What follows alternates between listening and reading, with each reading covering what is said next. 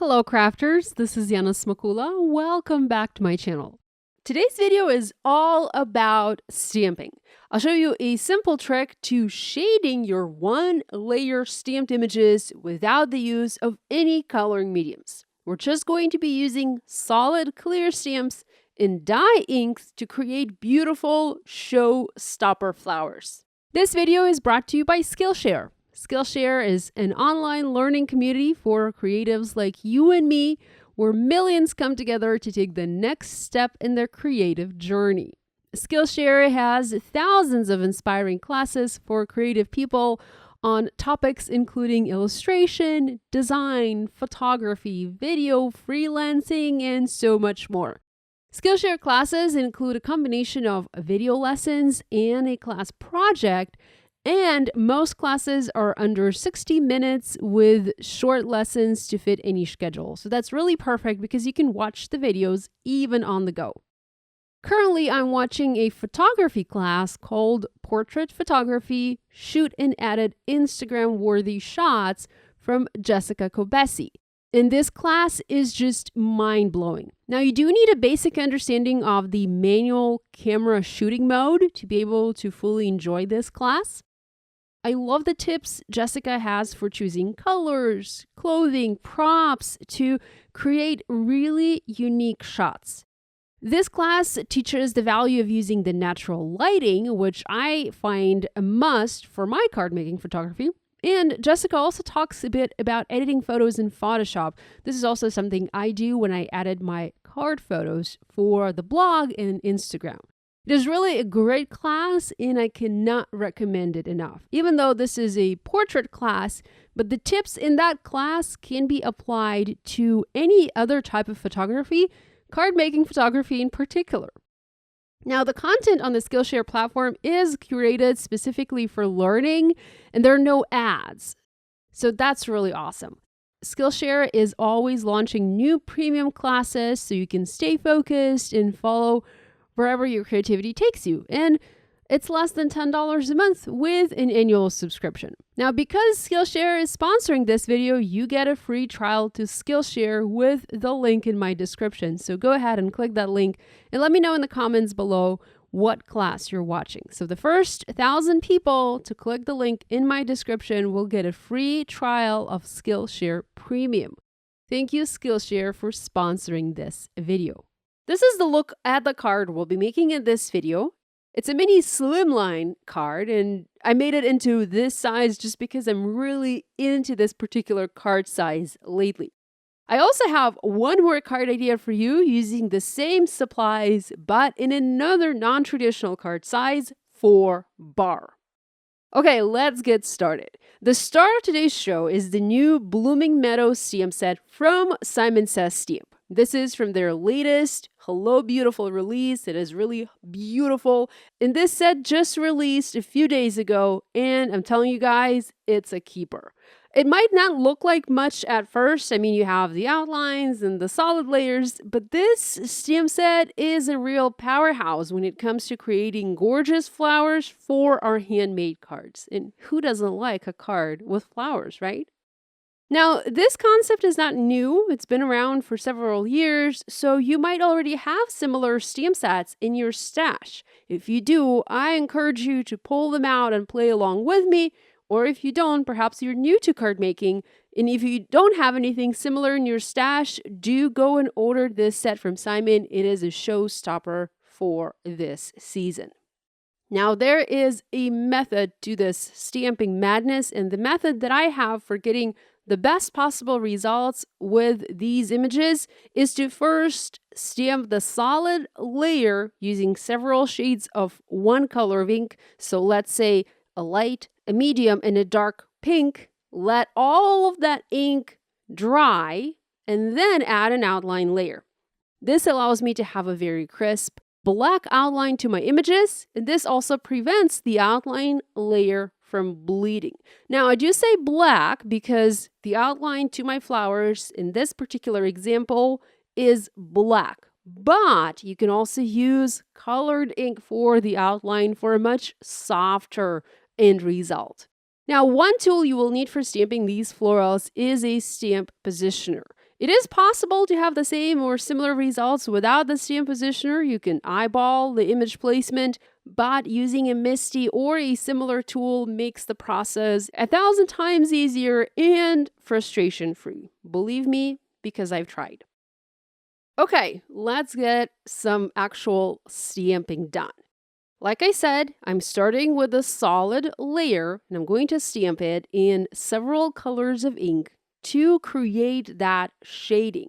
So you first want to pick one color, your lightest color. You want to start with the lightest color. Here I'm using Twirling Tutu ink from Simon Says Stamp, and I'm going to stamp this flower once or twice, depending on how the stamping goes, onto my panel. Now I'm just using some regular scrap cardstock. This is Neenah Solar White 80-pound cardstock from my stash. I'm not stamping this onto any particular card or panel size because I will be cutting these images later. Having stamped the base layer in my base color, I'm next using my medium color ink pad. This is Hollyhock, and I'm angling my ink pad slightly to ink just the bottom portion of the stamp. So it's not inked all the way. I have just the bottom coming in a little bit towards the center of this stamp inked. So I didn't ink the entire surface of the stamp. I just inked the lower portion. Now I'm going to go back to my lightest color, re-ink the stamp and stamp it. Because I'm adding more ink, this allows the two different colors of ink to sort of bleed into each other and blend a little bit better so that I don't have any harsh lines on the finished image. And finally, I want to add my darkest color to this flower, and I'm using Magnolia ink from Simon. And this time, I'm once again angling my ink pad and inking just the very edge, just the very bottom of this stamp to add that really nice dark pink to the bottom of the flower. And this is what it looks like. Instead of having a plain one-dimensional image stamped in one color of ink, you now have more interest to this layer by using two additional ink colors. I went ahead and I stamped a couple more flowers. I wasn't sure how many I needed, but I knew I needed more than one. And since I was using my mini MISTI, I was able to quickly stamp multiples for my projects. If I don't use them for this card, I can surely use these images for the future projects. I'm going to repeat this process and stamp the second design flower onto all of my panels. Once again, I'm using all of the same colors of ink, so Twirling Tutu, Hollyhock, and Magnolia to create that beautiful dimensional looking flower. Now, I experimented with different colors of ink and different color combinations, and for my next flower, I decided to use apricot. So here, I'm using apricot as the lightest color of ink. Again, inking my stamp up and stamping onto the background. Next, I'm using Sunkissed for the medium orange or for the medium peach layer. And then to add darkness at the very base of the flower, I'm using Lipstick Red. So this is a peach and red color combination, and I love it. For my next flower, I'm going to use several yellow ink pads, and I'm starting with Duckling. This is the lightest yellow, very nice pale yellow that I have in my stash. Next, I'm adding Sunshine, a slightly darker yellow, to one side of this floral image. And you can instantly see how that adds some shading. And then for my third color, I'm using an orange ink pad from Simon. So the idea here is to use multiple colors or multiple shades of one color to ink up your solid image to give it interest and dimension without having to use any other coloring mediums. So we're just creating images, dimensional images with our ink pads. And we can easily do that by angling the ink pad and inking just the portion of the stamp. Because of the nature of the dye inks, we can build the layers, we can build the amount of ink we have on our paper, allowing the ink to blend and even bleed together. Now, the best part about this stamp set is using the outline layer. You need to make sure to let all of that ink dry before you stamp the outline. I've had instances where I didn't wait for the ink to dry and I stamped the outline layer too soon and it bled, ruining up the entire image. I also first tried stamping the outline and then adding the solid layer, and that also didn't work because the image bled. Now for this card, I'm going to stamp the outline layers in black ink. You can align the outline layers perfectly over your solid images, or you can offset them slightly. Both look great. I've tried it both ways, and I think I even like the offset images a little bit better. Now, these florals, they're not designed to fill the outline layer perfectly. So you have the outline and you have your solid, and you're not going to get a perfect match. You will get some white spots, you will get some imperfections, and that's the idea behind this stamp set. The idea is to give a sketchy look to these flowers, and I think that looks really beautiful. Now, I forgot to stamp the flower centers, so here I'm just using the flower center image from this stamp set to stamp the flower centers in yellow for the pink flower and then in pink for the yellow flower. And that's the beauty of using the Misty tool. It allows me to easily stamp all of the layers onto all of my panels. Now, some of these florals might look a little bit tricky. For example, that flower bud, I found it to be the most confusing. I couldn't figure out which stamp I needed to use to stamp the little leaves on the flower bud, but I was able to figure it out in the end. Now, this flower, for example, has a little piece that you also need to stamp in green. It's that piece on the stamp right there. And I'm just going to position that, align it on my image, close the lid of my Misty, and stamp it in green, completing that little floral. Here's the flower bud, and this one also has another or second layer to it. Well, it's not technically a second layer. It's more of a layer to stamp the leaves. And once again, I'm going to align it on my image, close the lid of my Misty, and stamp it in green ink. And even for stamping these tiny layers, you can still use several colors of ink. You can use a light and a dark green to add more interest to the image. Now, this particular leaf was a little bit tricky. I had to stamp the outline first and then use that to align the solid layers. The solid layer for this leaf is, there are two leaves. It's not one stamp, it's two individual stamps. So I had to have the outline first to be able to align the leaves on top of it. I stamped a bunch of panels just because I was so excited to play with this stamp set and to play with my inks, and just because I really like the look of these flowers. I think they're perfect for spring. Now, this stamp set also has a set of coordinating dies. They're sold separately, and I encourage you to get coordinating dies. Whenever I have dies, I feel like I have more options. I have more freedom to create with my stamps, and I just have more ideas. So here I'm just using my wire cutters to cut the stamps apart, and I'm going to go ahead and cut all of these images out in my die cutting machine.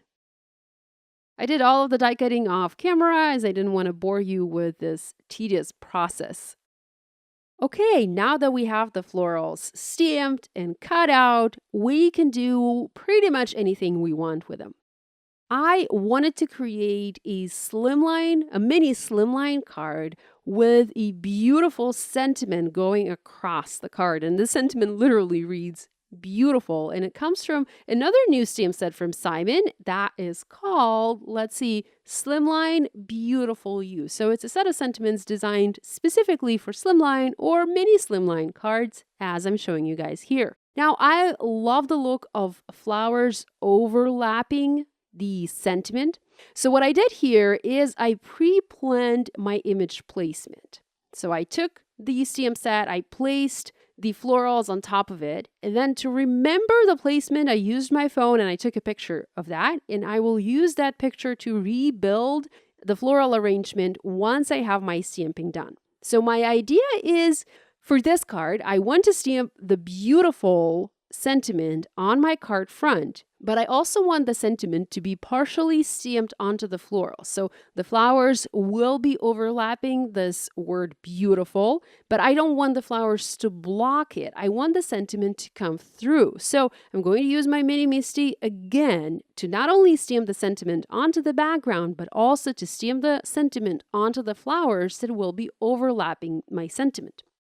I'm using Versafine Onyx Black ink for stamping this. This is my favorite ink for stamping anything black, for stamping sentiments, and that's the same kind of ink I used for stamping the floral outlines for this card. So now that I have the word beautiful stamped, I can start building my florals over it. Here I pulled up that photo on my phone, and I'm using it as a reference, and I'm going to add the florals one by one.